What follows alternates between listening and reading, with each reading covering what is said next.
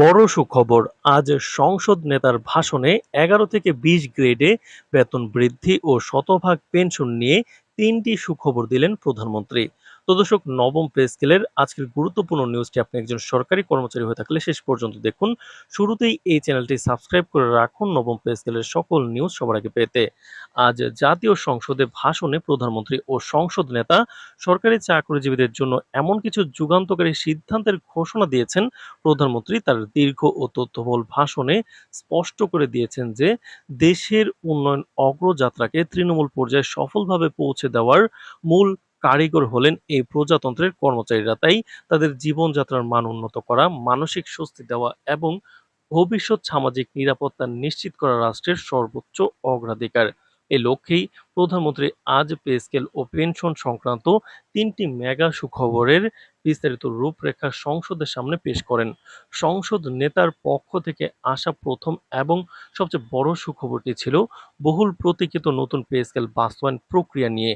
প্রধানমন্ত্রী তার ভাষণে এক অভাবনীয় ও সাহসী সিদ্ধান্তের কথা জানিয়ে বলেন, সরকার ইতিপূর্বে ধাপে ধাপে বা আংশিকভাবে নবম পে স্কেল বাস্তবায়নের যে প্রাথমিক চিন্তা ভাবনা ও পরিকল্পনা করেছিল, কর্মচারীদের সার্বিক কষ্টের কথা বিবেচনা করে সেই সিদ্ধান্ত থেকে সম্পূর্ণ সরে এসেছে।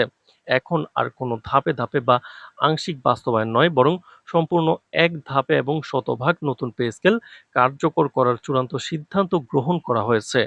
অর্থাৎ আগামী ১ জুলাই থেকেই নতুন পে স্কেলের সম্পূর্ণ বর্ধিত মূল বেতন বা বেসিক ১০০% একসাথে কার্যকর হয়ে যাবে। সরকারের এই একটি মাত্র সময়োপযোগী সিদ্ধান্তের ফলে কর্মচারীদের আর বছরের পর বছর ধরে আংশিক বেতন বৃদ্ধির জন্য অপেক্ষা করতে হবে না, বরং আগামী মাস থেকেই তারা পূর্ণাঙ্গ নতুন পে স্কেলের আর্থিক সুবিধা সরাসরি নিজেদের অ্যাকাউন্টে পাবেন, যা বর্তমান বাজার পরিস্থিতিতে তাদের জন্য এক বিশাল আশীর্বাদের মতো কাজ করবে। তো দর্শক, ভিডিওটির এই মুহূর্ত পর্যন্ত যারা দেখছেন, চ্যানেলটি সাবস্ক্রাইব করে রাখুন নবম পে স্কেলের সকল নিউজ সবার আগে পেতে। প্রথম সুখবরের রেশ কাটতে না কাটতে প্রধানমন্ত্রী তার ভাষণে দ্বিতীয় বড় সুখবরটি ঘোষণা করেন, যা মূলত কর্মচারীদের চলমান বিশেষ আর্থিক সুরক্ষাকে অক্ষুণ্ণ রাখার সাথে সম্পর্কিত। বর্তমানে সরকারি কর্মচারীরা মূল বেতনের সাথে যে ১০ থেকে ১৫% বিশেষ সুবিধা বা ইনক্রিমেন্ট পাচ্ছিলেন, তা নিয়ে অনেকের মনেই সংশয় ছিল যে নতুন পে স্কেল এলে হয়তো এই সুবিধাটি বন্ধ হয়ে যেতে পারে।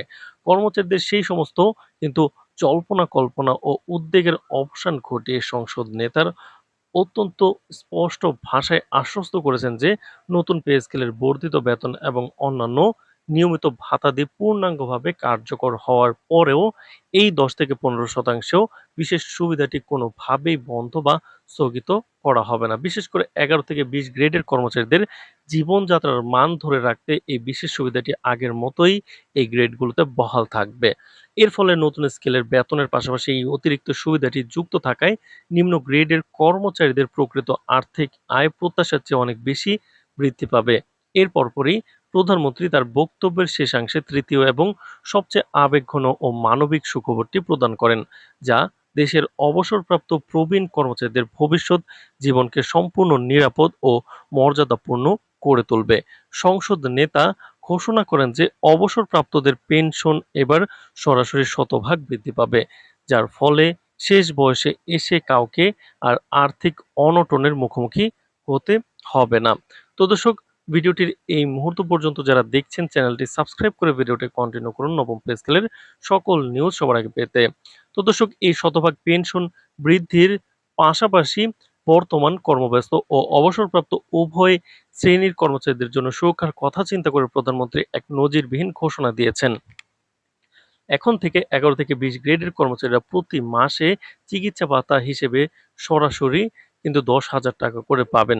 চিকিৎসার মতো একটি মৌলিক ও ব্যয়বহুল খাতে প্রতি মাসে এই বিশাল অঙ্কের নিয়মিত ভাতা পাওয়ার সিদ্ধান্তটি কর্মচারীদের পরিবারগুলোকে এক অভিনব স্বস্তি দিবে, যা তাদের জীবনের অন্যতম বড় একটি চিন্তার অবসান ঘটালো। প্রধানমন্ত্রী এই ৩টি সুখবর কেবল মুখের কথাতেই সীমাবদ্ধ থাকছে না, বরং এটিকে দ্রুততম সময়ের মধ্যে আইনি ও দাপ্তরিক রূপ দিতে সরকার ইতিমধ্যেই তৎপরতা শুরু করেছে। সংসদ নেতা অত্যন্ত আনন্দের সাথে জানান যে পে স্কেলের চূড়ান্ত সরকারি গেজেট আগামীকাল সোমবার সন্ধ্যার মধ্যেই আনুষ্ঠানিকভাবে প্রকাশ করা হবে। অর্থ মন্ত্রণালয়ের অফিসিয়াল ওয়েবসাইটে এই গেজেটটি আপলোড করা হবে এবং প্রত্যন্ত অঞ্চলের সাধারণ কর্মচারীদের মনে দেশ সেবার নতুন স্পৃহা জাগ্রত করবে বলে মনে করছেন দেশের শীর্ষস্থানীয় নীতি নির্ধারকেরা। তো দর্শক, ভিডিওটির এই মুহূর্ত পর্যন্ত যারা দেখছেন, চ্যানেলটি সাবস্ক্রাইব করে রাখুন নবম পে স্কেলের সকল নিউজ সবার আগে পেতে। আজ এ পর্যন্তই, ধন্যবাদ।